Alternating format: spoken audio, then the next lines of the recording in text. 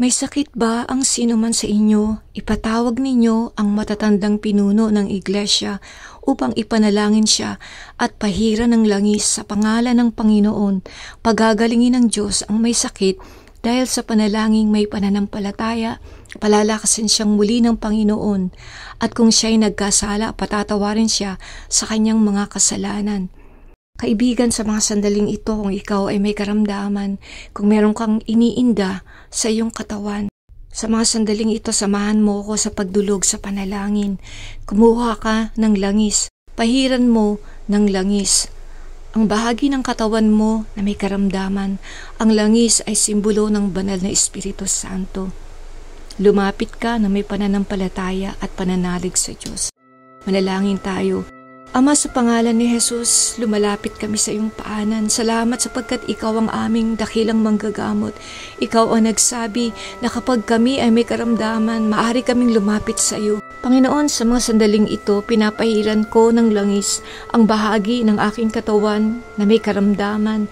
In the name of Jesus, sa pangalan ni Jesus, tumatayo ako sa iyong pangako sa Isaiah 53 verses 4 and 5. Sinabi mo sa iyong salita, dahil sa mga latay mo, kinuha mo na ang aking karamdaman.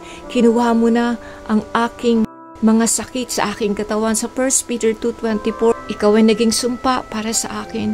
Ikaw ay pinako sa krus. Sa mga sandaling ito, nananalig ako sa pangako mo. Panginoon, sa mga sandaling ito, tinataas ko po sa iyo ang aking buhay. Salamat sa kagalingan. Salamat sa mga pangako mo. Salamat sa kagalingan na ibinigay mo na po sa akin. Sa pangalan ni Jesus, inuutusan ko ang aking katawan na ikaw ay umayos, ikaw ay umayon ayon sa sinabi ng salita ng Diyos. Inaangkin ko ang kagalingan, inaangkin ko ang kompletong kagalingan sa pangalan ni Jesus. In the name of Jesus, ako ay magaling na. Kinuha na ni Jesus ang karamdaman ng aking katawan dahil sa kanyang latay, sa bawat latay na tumama sa kanyang likod, sa bawat hagupit ng latigo sa kanyang likod. Ito ay simbolo ng aking kagalingan sa bawat hagupit sa kanyang likod. Ito ay nagsisilbing kagalingan, kompletong kagalingan sa aking karamdaman. Panginoon, nananampalataya ako, nananalig ako sa iyong salita. Panginoon, sinabi mo sa Exodus 15:26 na ikaw ang Diyos na nagpapagaling sa akin. Ikaw ang Diyos na aking manggagamot, ang aking dakilang manggagamot. Panginoon, salamat sapagkat hindi ka nagbabago. Ikaw pa rin ang Diyos noon, ngayon at magpakailanman. Panginoon, inaangkin ko ang kagalingan, ang kompletong kagalingan sa aking katawan. Inaangkin ko ang kaganapan ng iyong salita sa aking buhay. Salamat sa iyo. Maraming salamat sa iyo. Pinupuri kita. Pinapasalamatan kita. Ito ang aking panalangin sa pangalan ni Jesus. Amen. Kaibigan, angkinin mo ang kagalingan.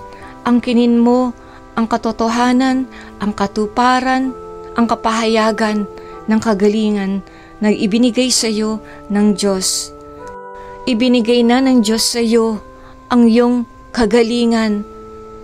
Isapamuhay mo ito at lakaran mo ito. Maraming salamat muli sa pagsama mo sa akin dito sa The Praying Mom. God bless you.